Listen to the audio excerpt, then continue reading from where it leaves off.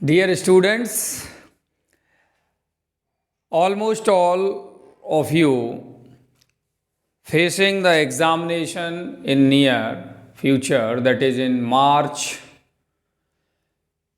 So I think I have an idea to share with you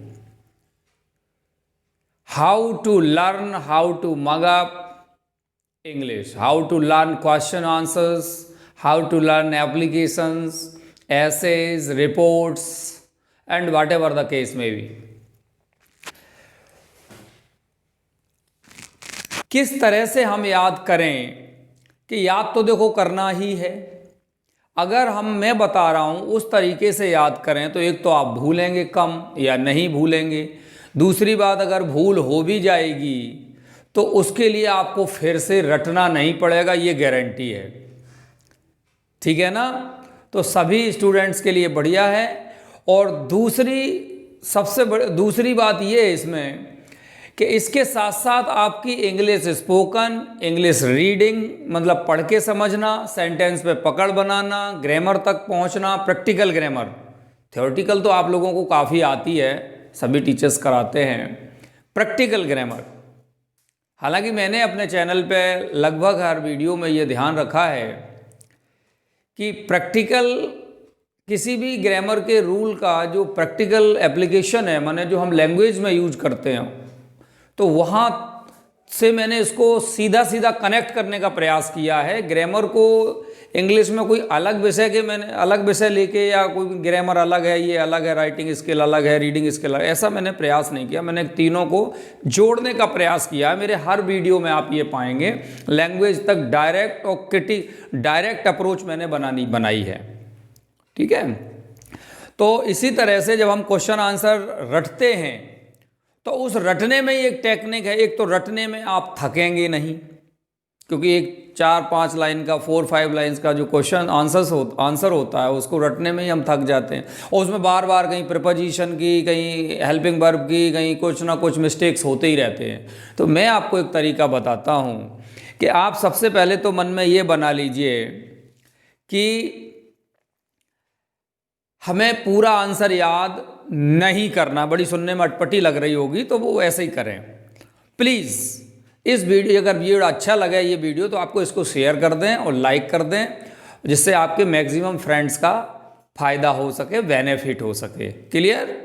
it is applicable for all classes students. तो junior आपके घर में बच्चे उनको भी बताएं। पहले आप खुद करके देखें, आपको अच्छा लगे, बेनिफिट हो, करके जरूर देखें, क्योंकि सुनने में इतना इंपॉर्टेंट नहीं लगता है, करके देखने में ये लगता है कि अरे ये तो बिल्कुल एकदम से ये मैजिकल चीज़ है। और मैंने थाउजेंड्स ऑफ स्टूडेंट्स पे इसको कराया है, बरसों से करा रहा हूँ, तो सभी बच्चे इसको अच्छा मानते हैं, तो मैंने सोचा आपके साथ भी शेयर करूँ।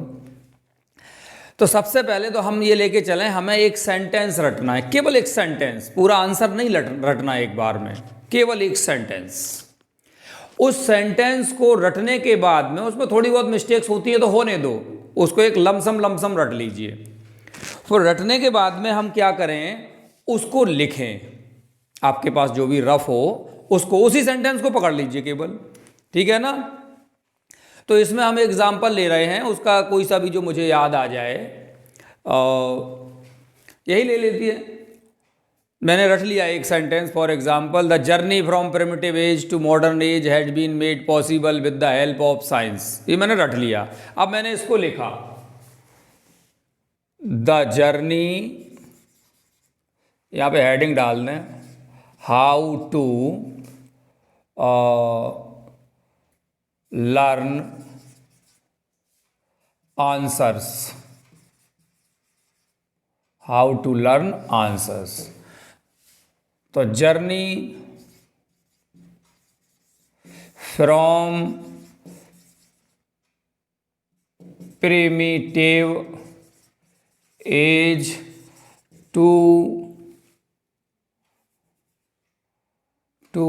मेड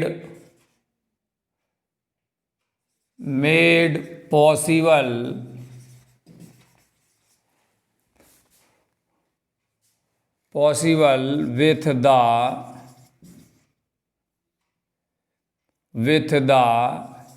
हेल्प ऑफ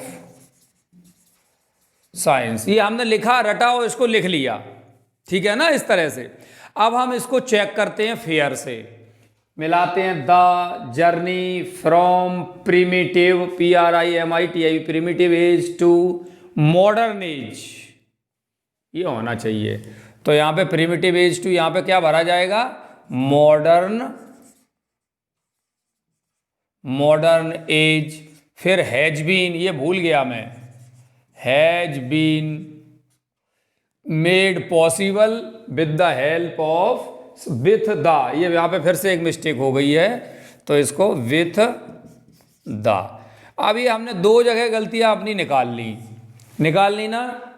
उसके बाद में फिर हमें सेंटेंस को देन एंड देयर क्या करना है, उसी समय इसी सेंटेंस को पेज पलट के फिर लिखना है, इसको मिटा के।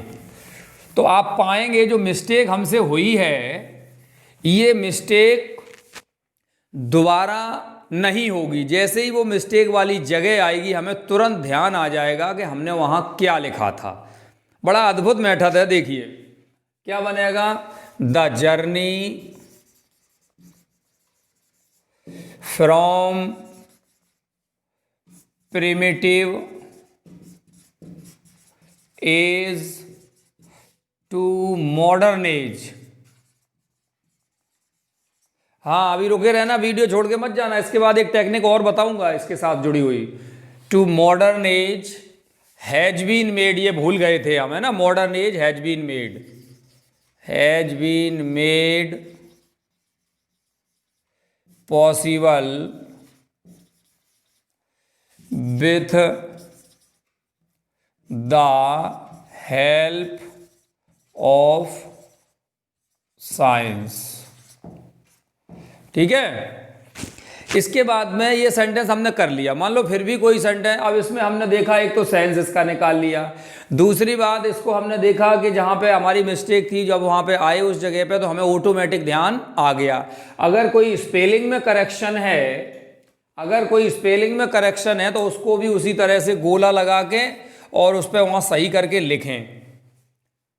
उसके बाद में फिर आपको उसको फिर से जो करेक्शन है उसके लिए आपको दोबारा से और ज़्यादा नहीं रटना है। आप फिर ही लिखिए, 2 3 4 2 3 4 मिस्टेक्स हो सकती हैं एक सेंटेंस में, हो जाने दो, उनको करेक्ट कर लीजिए। दोबारा सेंटेंस फिर लिखेंगे तो आपका सही निकल जाएगा। एक आध कोई मिस्टेक रह सकती है, उसको फिर से करेक्ट कर लें बस। इससे क्या होगा, एक एक सेंटेंस करके याद करोगे तो एक तो सेंस माइंड में जाएगा, दूसरी बात उस सेंटेंस का जब सेंस माइंड में आएगा उसमें 1-2 टिपिकल वर्ड ऐसे आएंगे जो हमें पता नहीं है। तो जब वर्ड हमें पता नहीं है तो वर्ड का सेंस भी चूंकि पूरे थॉट के साथ जाएगा, तो वर्ड का सेंस भी ऑटोमेटिक अपने दिमाग में सेट हो जाएगा, तो शब्द भी मजबूत होगा। और जब हम मुंह से किसी को सुनाएंगे भी आंसर, अगर टीचर सुनता है सेंटेंस बाई सेंटेंस, तो जाहिर सी बात है वो स्पोकन की भी प्रैक्टिस हो रही है। अभी हम रट के सुनाते हैं तो हमें पता नहीं होता है हम बोल क्या रहे हैं, और फिर जब हम इस तरह सेंटेंस बाई सेंटेंस सुनाएंगे तो हमें यह भी पता चल जाएगा कि हम बोल क्या रहे हैं, तो वो स्पोकन की भी प्रैक्टिस हो गई। चटर पटर इंग्लिश छोड़ दीजिए, मैं तो थॉट वाली बात करता हूँ, तो वो भी प्रैक्टिस हो गई।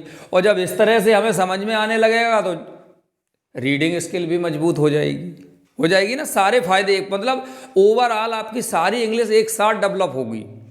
जब एक सेंटेंस इस तरह से हो जाए, दूसरा सेंटेंस उठा लें। आप एक बार बेटा प्लीज़ करके देख लीजिए, उसके बाद आप बताना। हमारे मोबाइल पे वीडियो पे कमेंट जब आप करके देखें एक आंसर पे, जिसमें 4 5 6 लाइन का जो आंसर हो, उसमें ये करके देखें इस तरह से, आप ना तो थकेंगे और बड़ी आसानी से याद हो जाएगा। एक बार हल्का फुल्का एक सेंटेंस रटना है, उसके बाद हो गया, एक सेंटेंस कंप्लीट हो जाए दूसरा कर लीजिए, टाइम भी कम लगेगा। हाँ, सुनने में आपको टाइम ज़्यादा लग रहा होगा, लेकिन इतना करने में नहीं लगेगा। चेक ईमानदारी से करें, इससे एक साइकोलॉजिकल इफेक्ट आप पे और ज़्यादा पड़ेगा। बहुत बड़ी चीज़ जो हम लोग 90 साल के हो जाते तब भी नहीं कर पाते हैं, एक साइकोलॉजिकल फेनामिना कि स्वयं के द्वारा हम स्वयं की गलतियां ढूंढते हैं। और अगर ये प्रोसेस चलती रही तो आप अपनी गलतियां खुद पकड़ पाएंगे। ये दुनिया की सबसे बड़ी, मैं तो कहता हूं, प्रोग्रेस होगी जो आप अपनी लाइफ में कर पाएंगे कि आप अपनी गलतियां खुद पकड़ने लगें। ये शुरुआत होगी इंग्लिश से, और फिर लाइफ के, वो तो आप जानते ही हो, कोई चीज़ शुरू हो जाए तो लाइफ के हर फील्ड में जाती है, तो वो भी आपके लिए बहुत ज़्यादा बेनिफिशियल होगा। जिन स्टूडेंट्स ने किया है, आज वो मुझे थैंक यू देते थकते नहीं हैं जब भी मिलते हैं। ठीक है ना, काफ़ी उन्होंने प्रोग्रेस की है। तो इस तरह से इसको करें, मैं समझता हूँ आपको इससे काफ़ी बेनिफिट होगा। Thank you.